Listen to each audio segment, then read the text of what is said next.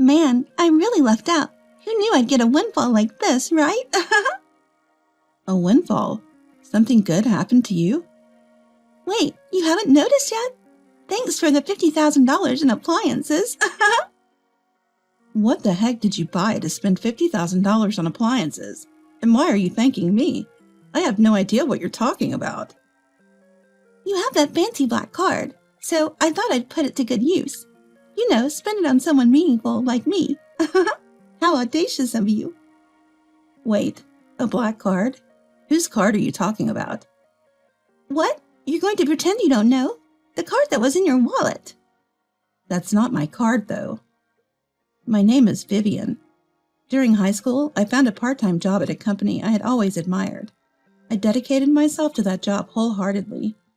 Luckily or not, I didn't have many friends, so while everyone else was out having fun, I was earning some money. Because of that, I had a bit more cash than most high school students. I continued to work there even after starting college. From the beginning, I was motivated to work hard so as not to burden my parents with tuition fees. Though my savings dwindled over time, the sense of accomplishment I felt was exhilarating. Then, as I started to think about full-time employment, an opportunity presented itself. Vivian, you're always so reliable. How about working for us full-time? I was thrilled to get an offer directly from the CEO, and I accepted it without a second thought. I had dreamt of becoming a regular employee at this place ever since I first applied for the part-time position. It was the moment when I took the plunge and applied when I was a high school student, and my earnest efforts paid off. Of course, I responded immediately and went straight to work. Everyone at the company welcomed me warmly, and I felt like I was off to a great start. The company was a well-known fashion brand, even favored by celebrities. But it wasn't the kind of brand that had stores all over the place. Because of that, we had customers coming from all over the country. Upon becoming a full-time employee, I switched from sales to a public relations role at the company headquarters. The job was different and had its challenges, but I persevered with the help of familiar faces. The work was rewarding, and knowing that people had high expectations for me made it easier to give it my all. The brand was trending, and even as a newcomer, my benefits package was comprehensive. I was able to live on my own without any issues, and even paying back my student loans has been smooth sailing. I may not have the time for hobbies right now, but I anticipate having some extra cash for that once I get used to my job. That's why I've decided this is the time to focus on work and save money. I found this approach suits me, and above all, it brings me joy.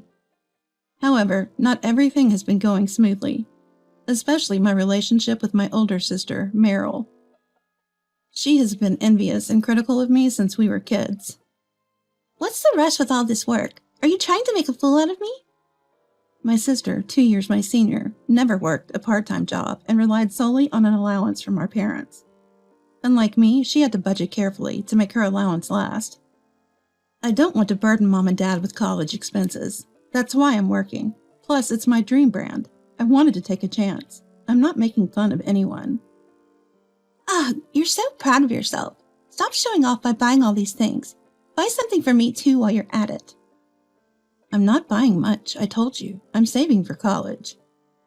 My sister always finds fault in everything and tries to justify herself in some way. Our parents were kind to her, encouraging her to take her time and think about her future. She neither listened to their advice nor made an effort on her own. Why would I work part-time? I'll use Mom and Dad for whatever I can. That's a child's privilege, right? Parents are there to be used. My sister never put in any effort, but would get jealous when I tried to do something. Both our parents and I were appalled by her mindset. Then tragedy struck. Our parents passed away in an unexpected accident. This happened just as I was about to graduate from college. While I was consumed with grief, along with our grandparents, my sister seemed merely irritable. What's going to happen to my life now? Even in such times, my sister only thought about herself. After graduating high school, she had decided to work part-time. She had no plans for full-time employment and was essentially freeloading at our parents' house. Now it seemed she would have to work. I guess I have to get a job now. That ruins my life plans. With no time to grieve our parents, we began to sort out their belongings. They had some savings, which I decided to give to my noisy sister to keep her quiet. We ended our rental contract on our family home, and I took our sentimental belongings. Like I care about that junk. You're going to throw it out anyway, aren't you? Those items are filled with memories of Mom and Dad. Hungry stomachs aren't filled with memories. Her words left me speechless. I decided to distance myself from her after giving her all the money. However, recently, she began contacting me again. Why don't we hang out as sisters? We've never really done that, have we? There's no need. I'm busy with work. You're so cold-hearted. I'm trying to be a good sister here. I don't need you to be a good sister. We're both adults now, and we should act like it. Ugh, you're so was the gist of our exchanges. I couldn't understand why she was so fixated on me. I wondered if she felt lonely after our parents passed. But she soon proved me wrong.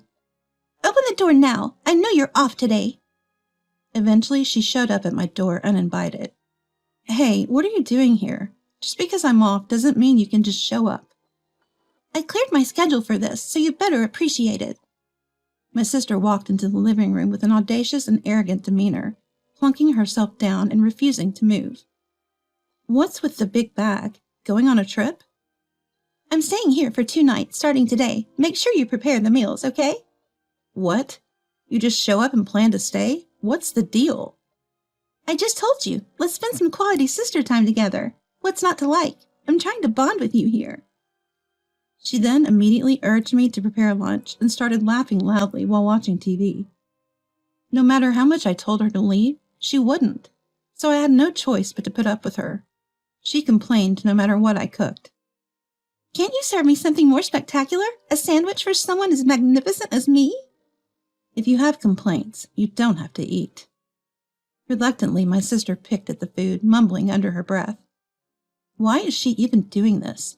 This was a miserable time for me. On the second night, I noticed she seemed happier than usual before going to bed.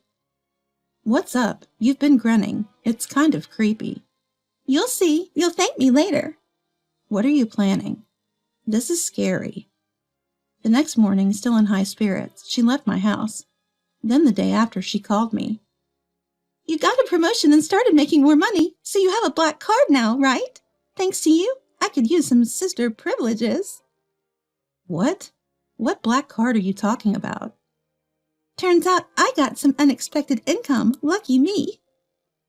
What are you talking about? Didn't you notice? Thanks for the $50,000 in electronics. What?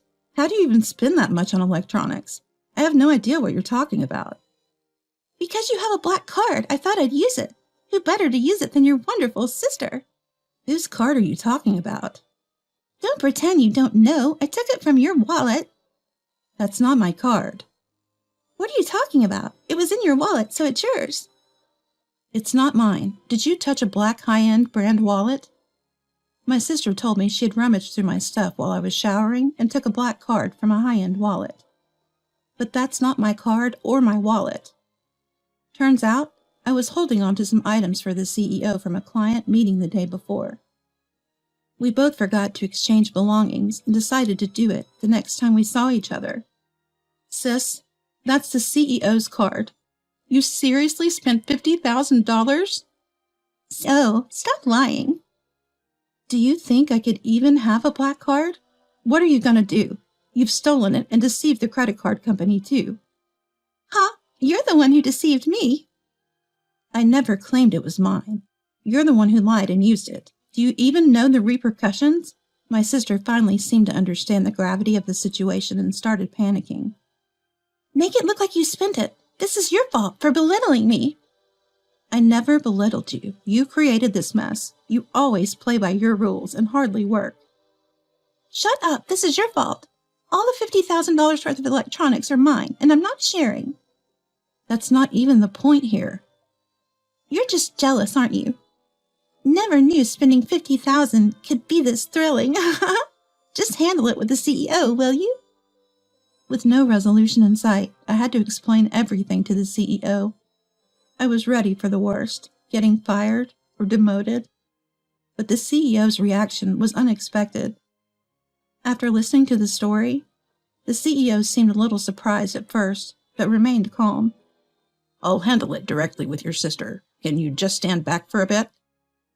In my own home, it was my family who stirred the pot, so getting fired wouldn't be surprising. But my boss, the CEO, had this mischievous smile as if he had something up his sleeve. I was relieved I wasn't fired, but anxious about what might come next. A few days later, the CEO sent my sister a formal letter, suggesting he might take legal action through a lawyer. I couldn't do anything when she immediately called me flabbergasted. Heartless, isn't he your CEO? Don't you get it? You used someone else's card and caused this mess. I was ready to lose my job, too. You need to sort this out with the CEO. Luckily, the CEO wasn't seriously planning on suing her. He sent the letter to settle matters. If she agreed to a settlement, he would let it go smoothly with just a refund. I won't pay. It's your fault, so you should cover it. I thought I was using your $50,000, not the CEO's money. You think that excuse will work? Why can't they just dock it from your salary? The CEO wants to talk to you. This has nothing to do with my job.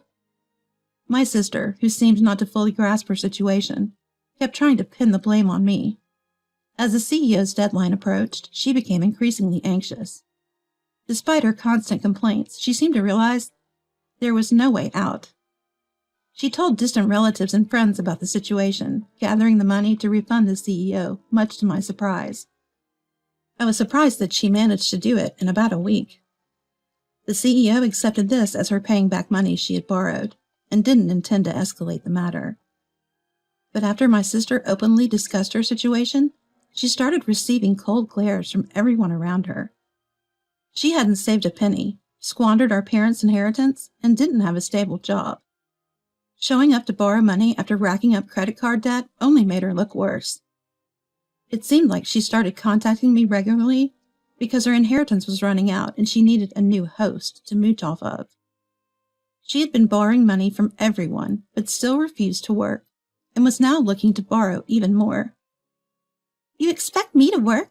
You make good money. You should take care of me, and while you're at it, pay back all the debt I owe people because of your CEO. I had lost all patience with my sister, who was still acting so arrogantly. I've already given you all the inheritance. I even let you stay over because you showed up unexpectedly. I can't let you push me around anymore. I'm cutting ties with you.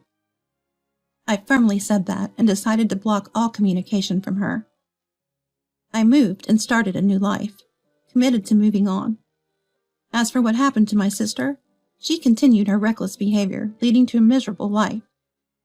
She was so stubborn about not working that she couldn't make ends meet, and no one was willing to help her. She had to resort to borrowing just for living expenses from financial institutions. The amount kept piling up, reaching tens of thousands of dollars.